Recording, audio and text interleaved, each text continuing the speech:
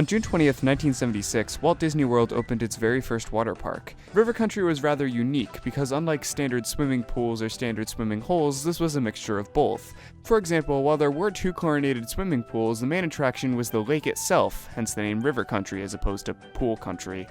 The attractions included Upstream Plunge, Slippery Slide Falls, Kitty Cove, Barrel Bridge, Whitewater Rapids, Bay Cove, Whoopin' Holler Hollow, Bay Bridge, Indian Springs, Cypress Nature Trail, pony rides, and even some rental boats for driving around in the lake. Almost right off the bat, the park ran into some problems, but they weren't necessarily bad problems. What I mean to say is that the park kept running out of space because so many people wanted to use it. Disney had no idea that River Country would blow up this big. There's stories of employees going on their days off just to get a tan or maybe some splashes in the pool, but they actually couldn't get in. Employees of the park could not get in because the capacity was full. Now, Disney obviously didn't want to lose the traffic from the water park, so they decided to build a new one, and in 1989, Typhoon Lagoon, which was Disney's second water park, officially opened to the public. Then, a mere 5 years later, in 1995, Disney opened Blizzard Beach, which was their third water park. Now, obviously, they did this to draw attention off of River Country, that way it wouldn't fill up to capacity so often. And there were a couple more interesting things that happened as well. In 1980, a whole 9 years before Disney opened their second water park, a young boy was killed by a brain-eating amoeba called Naegleria floweri? I cannot pronounce that. Which is a relatively deadly amoeba, which is actually found in warm bodies of water in Florida. There are also very few lifeguards on duty just because of how awkwardly the park was shaped, so I'm sure that Disney didn't want a lot of drownings and amoeba infections to be hurting people, which kind of sparked their inspiration to build Typhoon Lagoon as quickly as possible. Every single year, the park would close when the weather got a bit chilly down in Florida, which is typical for amusement parks that include water rides.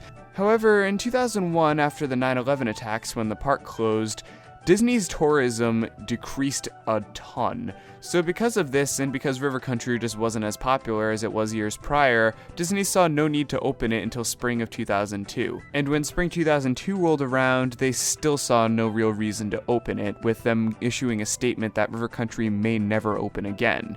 And in 2005, it was confirmed that River Country would never open again. However, the second and third water parks, which were Typhoon Lagoon and Blizzard Beach, still continue to function to this day.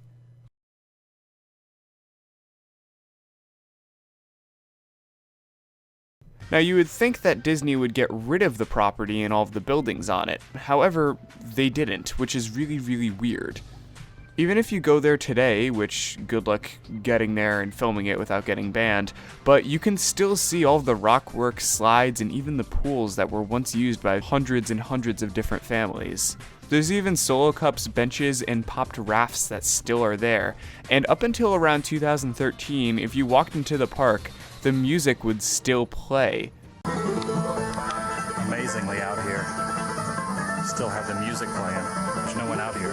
Yeah, you're hearing that right. Despite the fact that the park had been abandoned for many, many years prior to that, they still ran electricity and music to it. For some reason.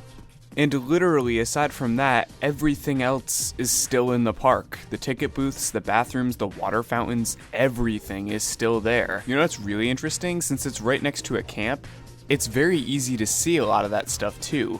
It's being covered up by a very, very thin fence with large holes, and you can easily peek in and see what once was Disney's first water park. Now, what is the future like for River Country? Is it happy? Is it sad? Is it not going to happen?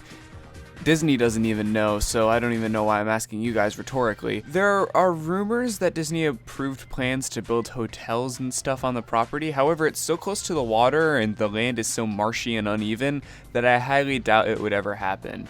What I think is going to happen is that they're going to knock it down one of these days. It's going to become some sort of huge health hazard. Someone's going to attempt to break into it stupidly and hurt themselves, and Disney's going to have to knock it down.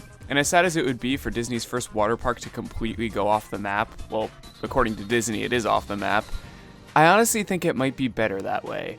Don't get me wrong, I absolutely love River Country. However, it's old, it's decrepit, and it's a health hazard waiting to happen. Someone's gonna hurt themselves breaking in, like I said before, and while it would technically not really be Disney's fault, I guess it would kind of be the trespassers' fault, it's still gonna look bad in their eyes. So eventually it's gonna be torn down, we just have to give it time.